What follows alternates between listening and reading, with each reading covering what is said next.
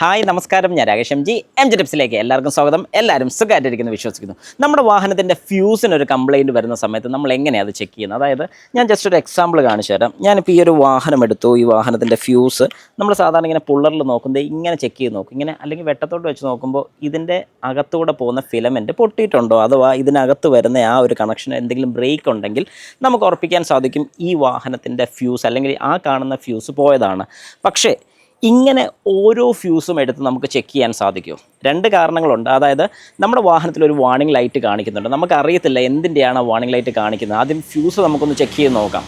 In case ഇപ്പോൾ നമ്മുടെ വാഹനത്തിൻ്റെ റൂഫ് ലൈറ്റ് കത്തുന്നില്ലെന്നുണ്ടെങ്കിൽ നമുക്ക് ഇത് അഴിച്ചതിന് ശേഷം ഇതിനകത്ത് ചെക്ക് ചെയ്യാം ഡൂം എവിടെയാണുള്ളത്. ആ ഡൂമിൻ്റെ ഫ്യൂസ് മാത്രം ചെക്ക് ചെയ്താൽ മതി. പക്ഷേ നമുക്ക് നമ്മുടെ വാഹനത്തിൻ്റെ എല്ലാം ഫ്യൂസുകളും ഒന്ന് ചെക്ക് ചെയ്യണം.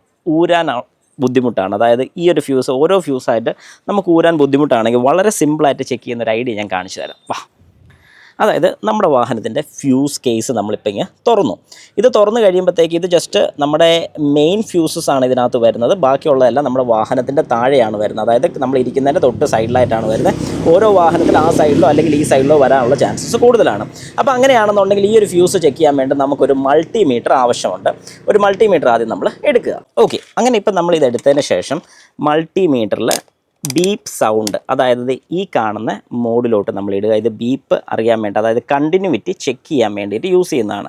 എന്നിട്ട് ഈ രണ്ട് പ്രോബും കൂടെ കൂട്ടി മുട്ടിക്കുക, അന്നേരം ഒരു ബീപ്പ് സൗണ്ട് കേൾക്കാം. ഓക്കെ, അപ്പോൾ ഞാനിതിവിടെ വെച്ചു. എന്നിട്ട് ഓരോ ഫ്യൂസിലും, അതായത് നിങ്ങൾക്ക് ഈ കാണാൻ സാധിക്കുന്ന ഫ്യൂസിൻ്റെ ഈ ഒരു പോയിൻറ്റും നിങ്ങൾക്ക് വ്യക്തമായിട്ട് കാണാൻ സാധിക്കും. ഇവിടെ രണ്ട് മെറ്റൽ പോർഷൻസ് നമുക്ക് കാണാൻ സാധിക്കും. അപ്പോൾ ഓരോ ഫ്യൂസിലും നമ്മൾ ഇതുപോലെ, അതായത് ഈ പ്രോബ് ഇങ്ങനെ കൊണ്ട് വെച്ച് നോക്കുക. ഒന്നിവിടെ ബീപ്പ് സൗണ്ട് ഉണ്ട്. അപ്പോൾ ഈ ഫ്യൂസ് പോയില്ല. അടുത്ത ഇവിടെ യെസ്. അപ്പം ഇങ്ങനെ നമുക്ക് ചെക്ക് ചെയ്യുമ്പോൾ വളരെ കൃത്യമായിട്ട് ഈ ഫ്യൂസ് പോയിട്ടുണ്ടോ ഇല്ലയോ എന്നുള്ള കാര്യം കൃത്യമായിട്ട് മനസ്സിലാകുന്നു. അങ്ങനെ നമ്മുടെ വാഹനത്തിൻ്റെ ഏത് ഫ്യൂസാണ് പോയിരിക്കുന്നത് വളരെ കൃത്യമായിട്ട് നമുക്ക് മനസ്സിലാകാൻ സാധിക്കുന്നതായിരിക്കും. ഇതിപ്പോൾ ആകെപ്പാടെ ഒരു 5-6 ഫ്യൂസേ ഉള്ളുമായിരുന്നു. എന്നാൽ ഒരു മെയിൻ ജംഗ്ഷൻ അല്ലെങ്കിൽ ഒരു BCMൻ്റെയൊക്കെ ആ സൈഡിൽ അല്ലെങ്കിൽ ഫ്യൂസ് കേസിനകത്ത് ഒരു 10-20 ഫ്യൂസിന് മുകളിൽ വരും. അങ്ങനെ വരുന്ന സമയത്ത് ഈ പറഞ്ഞൊരു മെത്തേഡ് നിങ്ങൾക്ക് വളരെ എളുപ്പമായിരിക്കും. ജസ്റ്റ് ഒന്ന് ട്രൈ ചെയ്തും കൂടെ നോക്കുക.